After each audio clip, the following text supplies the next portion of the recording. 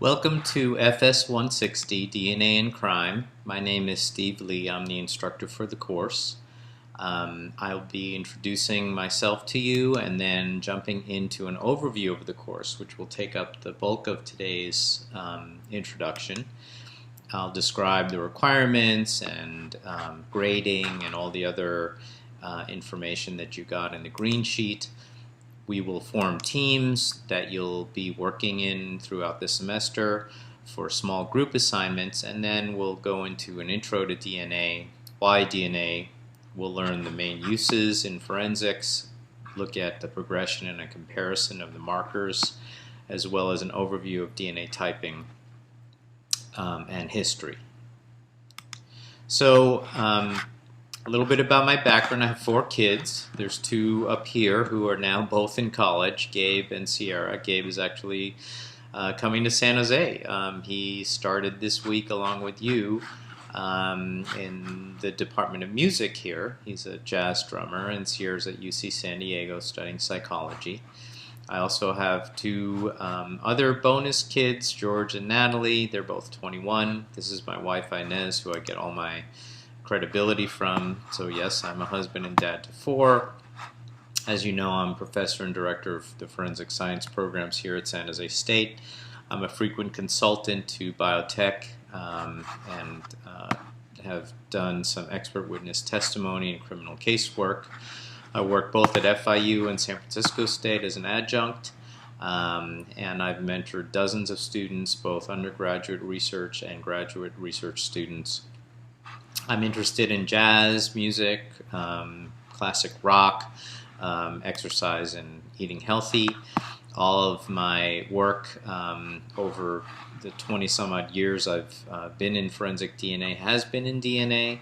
I did an undergraduate degree in biology at SUNY Binghamton, a master's at NYU, a PhD at UC Berkeley, and I spent a year in Georgia and Athens as a postdoc.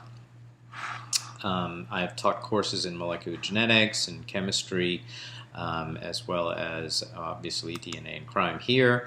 All my experience in the forensic science has been in DNA. I've served on different boards. This is the technical working group on DNA analysis methods.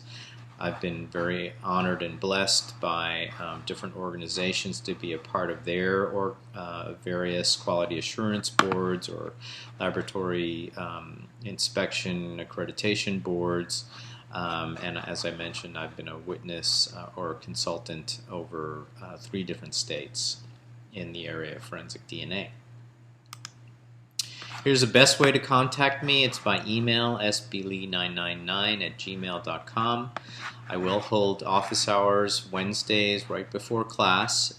Please set these by email online between 4:30 and 5:30 California time. And here's my cell phone for emergencies. The website is also listed on the green sheet where a lot of the materials and handouts are posted, but you'll generally be getting these by email. And basically the course is designed to introduce students to the basics of DNA and the application of DNA to solving crime. And students will be introduced to testing utilizing criminal casework and convicted offender DNA databases. You'll become familiar with scientific concepts, methods, practices, and the instrumentation used in DNA. We'll also cover legal issues, including standards for quality assurance, validation, legal admissibility, and training.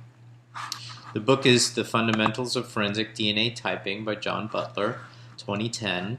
You have a website I've provided that you can actually download the book. Optional texts include the Rudin and Inman Forensic DNA Analysis book, and you can also use a 2005 edition of Forensic DNA Typing, also by John Butler. Note that the chapter assignments at the end of the syllabus are not matched for the 2005 edition. You'll have to actually match them to the course topic. There's other journals and readings as well as coursework online that I've put into the syllabus. They're all indicated in the syllabus. And we'll have all of The lectures online, as you are aware, this is a recording of the lecture. We'll offer them through WebEx, and or basically I'll send you an MP3 file. Each narration will be anywhere between an hour and 2 hours, and you'll have other group activities that will fill out the rest of the time. If possible, there'll be some online chat set up as well. So here's your teams. They are by alphabetical order. So Dacia, Steve, Avril, and Daisy are team 1. Avril, Hirschbein, Adrian, Jose, and Tracy are team 2. David, Vanessa, Diana, Andrea, and Jose are team 3. Pamela, Teresa, Subham, Nara, and Nathan are team 4. And I'd like you to gather everyone's name, cell phone, preferred email, your major, and something to remember you by, like your favorite food or sport or hobby. And each first person on each of these lists, you're going to be the one to gather this information and email it to me by, let's say, next Wednesday at noon. So that'll be September 2nd. Each of you, your emails is already in the group email, and I will once again remind you to send me that list by email. So that's one of your first assignments to do. All right, there are 2 exams, one on Friday the 16th of October, one on Friday the 11th of December. You need to be available in person for those 2 exams. In extreme emergencies with a doctor's note, you may substitute one exam for a single paper, 20 pages, 50 citations. So be sure you mark down these dates, October 16th and December 11th. They're both Friday. Probably the October date will be sometime in the afternoon. I will send you that out as soon as I get a room. There will be small group assignments and quizzes. You'll have 15 minutes to finish either the assignment or the quiz. You need to send them on time. Don't be late. Each minute you're late, 10% will be deducted from your quiz grade. The grading is broken down like this: 100 points for the quizzes and activities, 200 for each the midterm and final, for a total of 500 points. Occasionally I'll set up some extra credit that you can use to augment your final grade. And this is the breakdown of the way the grades work. You need to get at least a C or better in the class, so that's a total of 367 points. B is 417 and A is 467. So the course is in 3 parts. The first part is an intro to DNA, history, basics of physical evidence, collection and preservation, including biological evidence, DNA biology, and the methods used to study DNA. Brief introduction to STRs, short tandem repeats, and then the midterm. Then we'll go through some details about STRs, and the last section will be on databases, additional markers, quality control, validation, and the forensic DNA and human rights, and future of DNA typing. There's an add-drop policy that's in the green sheet. Please be advised it's your responsibility to make sure if you're dropping the class that you do it in time, and all the other information is also listed on the policy pages in the green sheet as well. That includes reading and writing philosophy, the academic integrity, all of the other resources also on the syllabus. So I'm not going to read through those in the interest of time, but you will read through those and be sure you're familiar with all of those. And having said that, what I want to do is show you the website so you're familiar with it. Here is the DNA and Crime website. It lists the course text, some of the online links that are in the green sheet, and a number of different handouts which I've used in the past, but several of these are still relevant. Okay, and then of course the green sheet which I sent you also looks like this.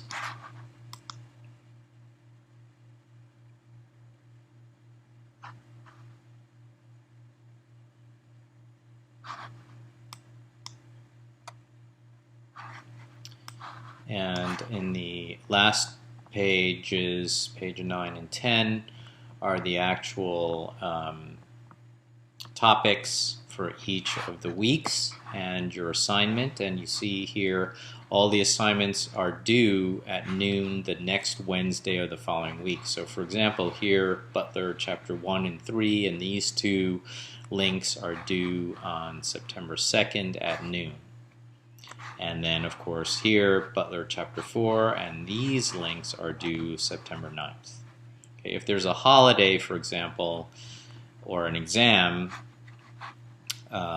then for example here, this chapter 14 and this particular document is not due until November 18th, because of course Veterans Day is November 11th. Okay, so here's the topics and the assignments all laid out for you in advance. Alright, let's go back to the PowerPoint.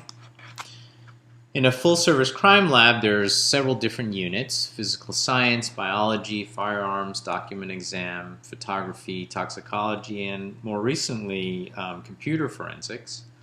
And we, of course, are interested in this unit where biology folks and biochemists conduct serology and DNA testing. And why DNA testing? Well, not only are there law enforcement, criminal casework and databases, missing persons and paternity type cases, but there's also evolutionary, agricultural and zoological applications, looking at relationships, looking at how we populated the globe, as well as other human DNA applications like looking at human genome, medical diagnostics, and bone marrow transplants. So why DNA? Because we are all interested in it for a number of reasons. In the human identity world, there's matching the suspect with the evidence, freeing the innocent, the Innocence Project. Many of the cases have been overturned with DNA evidence. Human rights investigation, bringing international criminals to justice. Paternity, DNA testing of human remains, putting the pieces back together in mass disasters, the missing soldiers or military DNA dog tags, looking at wildlife forensics, identifying endangered and protected species, and of course homeland security. There's been a great progression of DNA markers, starting with a method called RFLP, restriction fragment length polymorphisms, that used a class of markers known as variable number of tandem repeats. These were utilized for 20 some odd years in criminal casework very successfully. They were used with radioactivity and chemiluminescence, and then they were replaced by markers which were amplified using polymerase chain reaction, or PCR. There was a method called DQ alpha and polymarker, which were 6 different amplicons, different amplified products that would be typed on little dot blot strips. There was an amplified fragment length polymorphism called D1S80, and single STRs, which were done with silver staining. And now the most recent STRs are being done using fluorescent dyes on capillary electrophoresis instruments. So you can see this is a somewhat of a Dilbert graph of the speed of analysis from slow to fast on the x-axis and the power of discrimination from low to high. And you see RFLP has very high discrimination, but it's not that fast. The multiplex STRs are the method of choice because they're fast and they're also very powerful. You can see the PCR markers mentioned earlier are fast, but they're not as discriminating. And the RFLP single locus probes are down here. They're less discriminating, obviously. So an overview of DNA typing: you have to screen for the biological fluid. You then extract the DNA. You quantify it, SEQ. and you will then amplify it to type the DNA through a separation detection, and then you need to interpret the results in the last part of this, which is the genetics part. So SEQ, typing, and then interpretation, TI, SEQTI. It's a good acronym to remember because I'll ask you what are the main steps in overview of DNA typing. And for example, here's a multiplex of 10 different markers that give you extremely high power of discrimination, 1 in 3 trillion. Now we're into the hundreds of trillions. As far as the brief history of DNA goes, in 1980, the first RFLP markers were described. Alec Jeffreys then discovered multilocus VNTR probes. The first paper on PCR was published in 1985. In 88, FBI starts DNA casework. 91, the first STR paper was published. In 1995, the UK DNA database was established. And in 98, the FBI launched CODIS, Combined DNA Index. Going way back, you can see blood stains were first used in 384 AD, blood groups in 1888. Secretor status, which was used in serology in 1937. Kary Mullis invented PCR in 83. Alec Jeffreys basically gave birth to forensic DNA in 84. DQ alpha invented by Ehrlich in 1986. Colin Pitchfork was captured in 1987 using Jeffreys probes. Ken Kasai developed D1S80 in 1990, and of course we talked about 1998. So here's a first exercise for you to work with in your teams. DNA can be typed from a number of different types of samples and sources. If you had a missing person and there are no known blood samples available as a reference, what would you gather as a reference? List all the types of samples you believe will provide DNA typing results that would provide a reference for that missing person, and start with the ones with the highest probability of typing. Which ones would you believe would make the best reference sample? And we'll start with that next week when we compile your lists in each of the teams, and we'll look at your list together and discuss the advantages and disadvantages of those samples. This is a little chant I do with my students. We'll also do this next week. It's not really good in a recording because I need to hear you. And then office hours, remember, set them by email appointment.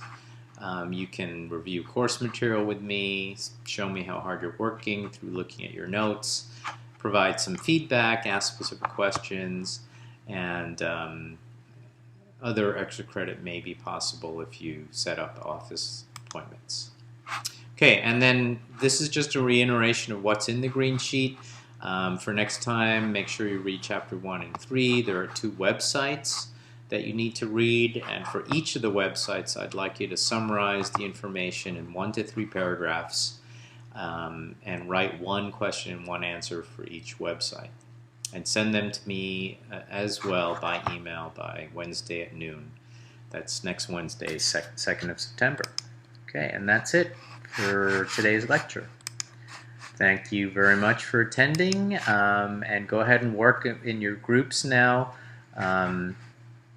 and hopefully I will see you next week, quote unquote.